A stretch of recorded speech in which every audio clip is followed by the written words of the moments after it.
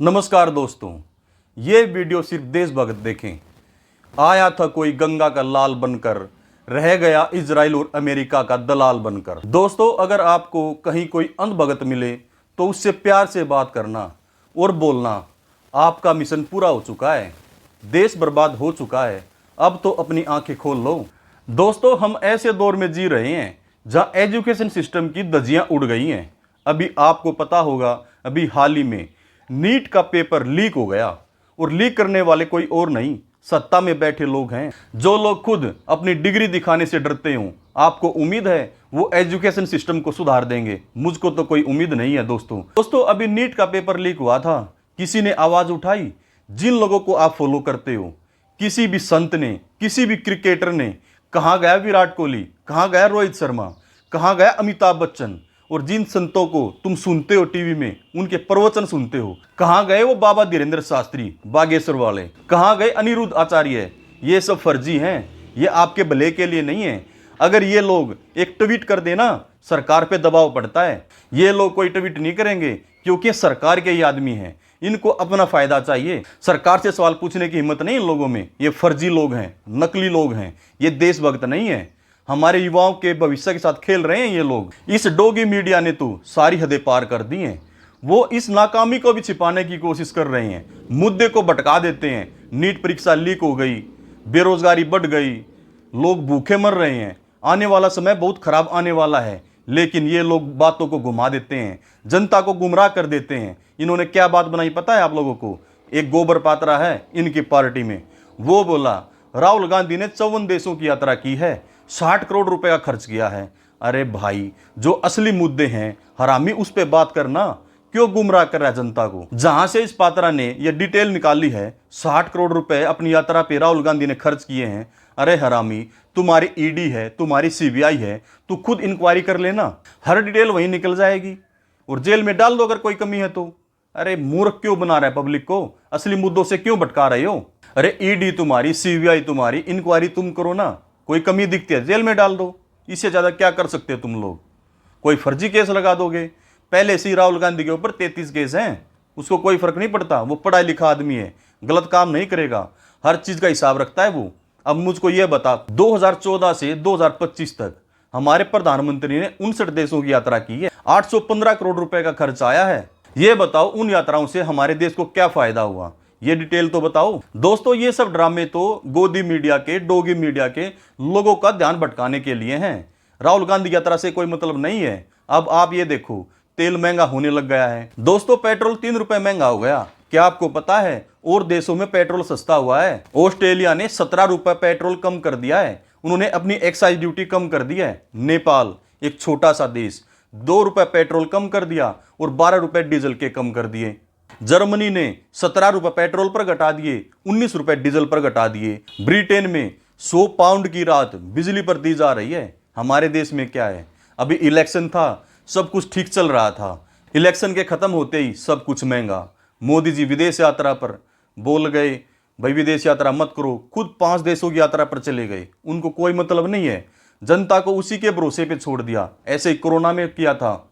मोदी सरकार से मेरा एक सवाल है, मार्च 2026 में 1,32,000 करोड़ रुपए का तेल खरीदा था, उसमें से हमारे देश में क्या हुआ पता है आप लोगों को? तेल कंपनियों ने 54,000 करोड़ का विदेशों में तेल बेच दिया, 140 देशों में। मोदी जी, तेल कंपनियां तो मुनाफा कमा रही हैं, लेकिन हमारी जनता पर इतनी किल्लत क्यों? उन्होंने तेल क्यों बेचा? जब हमारी पूर्ति पूरी नहीं हो रही है तो विदेशों में तेल बेचने की क्या जरूरत थी? यह कौन सी नीति है आपकी? दोस्तों, जो सीजीआई सूर्यकांत है, उसने पता है क्या बोला है? उसने ये बोला है, जो बेरोजगार है ना, वो कॉकरोच की तरह हैं, उनको काम तो मिलता नहीं, उनके पास डिग्रियां तो है नहीं, वो आरटीआई लगाते हैं और लोगों को परेशान करते हैं सोशल मीडिया पर, हर जगह। जब इस बयान से वो ट्रोल हो गए ना, फिर उन्हें पता है क्या बोला है? वो पलट गए। उन्होंने यही बोला है कि मैं तो जिनके पास फर्जी डिग्रियां ना, उनको बोल रहा था। दोस्तों देखो, अब न्याय का देवता ही ऐसे बोल रहा है तो हमारे समाज का क्या होगा? बेरोजगारों को टारगेट किया जा रहा है। हमारे सीजीआई सूर्यकांत जी इस बात पे तो बोल गए, उन्होंने नीट के ऊपर नहीं बोला। जो धांधलेबाजी हो रही है, जो हमारे शिक्षा मंत्री हैं धर्मेंद्र प्रधान, वो पता है किस तरह बात करते हैं? जैसे खुद नीट पी के आए हैं, ऐसी बकवास करते हैं वो लोग। बोलते हैं क्या हुआ, दोबारा एग्ज़ाम हो जाएगा, जिन्होंने पढ़ा है दोबारा एग्ज़ाम हो जाएगा। ये कोई मतलब वाली बात है दोस्तों? 4 छात्रों ने तंग आकर डिप्रेशन में जाकर आत्महत्या कर ली, इसकी जिम्मेदारी कौन लेगा? जवाबदेही तो है नहीं इस सरकार के पास, इस्तीफे नहीं होते चाहे कोई कितना भी गंदा काम कर दे। क्या यही राजनीति होती है? जब हमारे देश में सत्ता के बड़े पदों पर अनपढ़ लोग बैठेंगे ना तो ऐसे ही होगा। इजराइल को फादरलैंड बोलेंगे। भाई इजराइल हमारा फादरलैंड नहीं है, होगा साला कुछ, हमारा कुछ नहीं है, वो अंधभुक्तों का फादर होगा। नेता हमारा क्या भला करेंगे? खुद तो जब विदेशों में जाते हैं ना, इंग्लिश तो आती नहीं, हा हा ही हू करते हैं ये लोग, ट्रांसलेटरों को साथ में लेके जाते हैं इंग्लिश की हिंदी बनवाने के लिए। और ये अनपढ़ नेता उनके मुंह की तरफ देखते रहते हैं, सिर्फ हंसते रहते हैं, मुस्कुराते रहते हैं, इनको पता ही नहीं क्या हो रहा है, वो क्या बोल रहे हैं। इससे भी हमारे देश की बेइज्जती होती है। नेता हमेशा पढ़ा लिखा होना चाहिए। दोस्तों, जिन लोगों को आप अपना हीरो मानते हो ना, वो आपकी बात नहीं उठाते हैं, वो आपके बारे में नहीं सोचते हैं, ना आपके रोजगार के बारे में, ना पेपर लीक के मामले में कुछ नहीं बोलेंगे। कहाँ गया विराट कोहली, सचिन तेंदुलकर, MS धोनी? कहाँ गए हमारे संत बागेश्वर वाला अनिरुद्ध आचार्य? कहाँ गए वो फिल्म स्टार अमिताभ बच्चन? वैसे तो वो बोलता है भाई मैंने मर्द पिक्चर की है, मर्द तो ये लगता नहीं। कहाँ गया वो अक्षय कुमार जो पूछता था आम काट कर खाते हो या चूस कर? बेरोजगारी के मुद्दे पर नहीं बोलोगे तुम लोग? कहाँ गई वो जूही चावला? तो ये फर्जी लोग हैं, मैं तो इनको देशभक्त मानता नहीं, जो आप लोगों की बात नहीं उठाते। अगर इनका एक ट्वीट हो जाए ना तो सरकार पर प्रेशर पड़ता है, सुननी पड़ती है।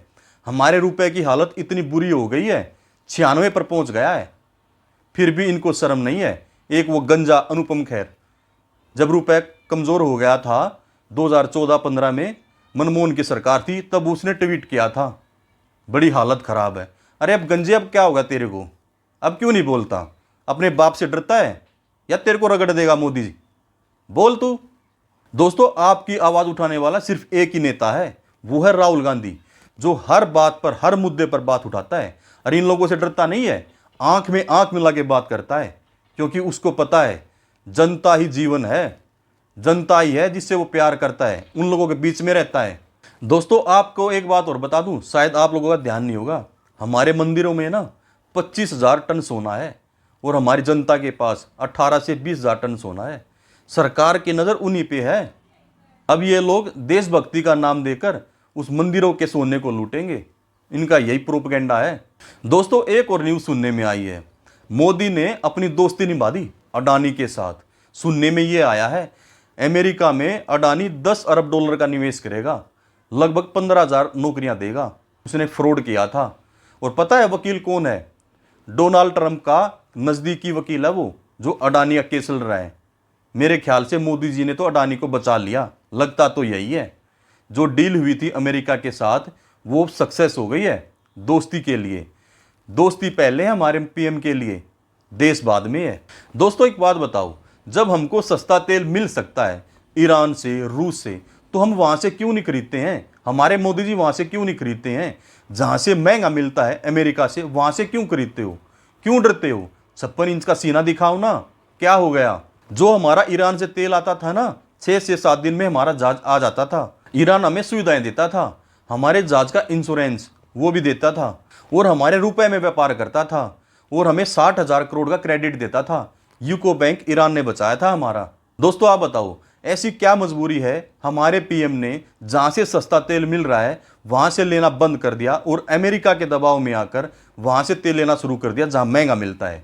और अमेरिका से 15 दिन में जहाज हमारे देश में आएगा। अब ये बताओ, एक ईरान से 6 से 7 दिन में आता था, अमेरिका से 15 दिन में। अब डोगी मीडिया एक और ढोल बजाएगी, वो पता है क्या बोलेंगे? जब हमारे देश में महंगाई बढ़ेगी, पाकिस्तान में 300 रुपये किलो ये चीज़ हो गई, 500 रुपये किलो चीज़ हो गई। आपको बता देता हूँ दोस्तों, जो हमारा 1 रुपये है ना, पाकिस्तान में लगभग 3 रुपये के बराबर है, जो पाकिस्तान की मुद्रा है। आप देख लो, जो चीज़ यहाँ पर 100 रुपये की होगी वहाँ पे 300 रुपये की होगी। ये लोग वो चीज़ नहीं बताएंगे कि हमारा वहाँ 3 गुना है। ये डोगी मीडिया इस तरह दिखाएंगे वहाँ पर 3 गुना ज़्यादा महंगाई है। दोस्तों, मोदी जी का जीत का पता है क्या कारण है? वो हर जगह क्यों जीतते हैं? क्योंकि गोदी मीडिया को कैप्चर कर लिया है। वो कुछ बोल नहीं सकते, वो सच नहीं दिखा सकते। जो कॉरपोरेट है ना, उन्होंने इन चैनलों को खरीद लिया है। आप सोच के देखो, नोटबंदी हुई थी ना, लोग लाइनों में मर गए थे, लोगों का अपना पैसा और वो खुद परेशान। बताओ, जनता कितनी परेशान हुई थी, गोदी मीडिया ने नहीं दिखाया, उन कभी दिखाएंगे भी नहीं। मणिपुर जल गया, कभी दिखाया नहीं हमारे देश में क्या हालत है, और इन्हीं की सरकार है मणिपुर में भी। और दूसरी बात, सोनम वांगचुक एक वैज्ञानिक, उसको बेमतलब 6 से 7 महीने जेल में रख दिया इन लोगों ने। ये अनपढ़ लोग हैं, ये हमारी शिक्षा को कैसे सुधारेंगे? एक वैज्ञानिक के साथ इन्होंने ऐसा किया। दोस्तों मेरी नज़र में तो ना असली नेता वही है, असली हीरो वही है जो आप लोगों का साथ दे। महंगाई हो तो महंगाई पे बोले, बच्चों के साथ गलत हुआ तो बच्चों के साथ बोले, हर जगह आवाज़ उठाए। महंगाई, बेरोजगारी, शिक्षा, स्वास्थ्य, हर जगह आप लोगों का साथ दे, आपकी आवाज़ उठाए। ऐसे फर्जी लोगों से सावधान हो जाओ। इतने सारे संत बैठे हैं, संत नहीं सरकारी संत हैं, ये फिल्मी एक्टर हैं, ये कुछ करने के नहीं हैं। रियल हीरो वो इंसान होता है जो आपका साथ दे। दोस्तों अगर आप मेरी बातों से सहमत हैं तो वीडियो को लाइक करें, चैनल को सब्सक्राइब करें। दोस्तों आपने पिछली वीडियो में मुझे बहुत ज़्यादा प्यार दिया, आप सबका बहुत बहुत धन्यवाद। नमस्कार, धन्यवाद, जय हिंद, जय भारत।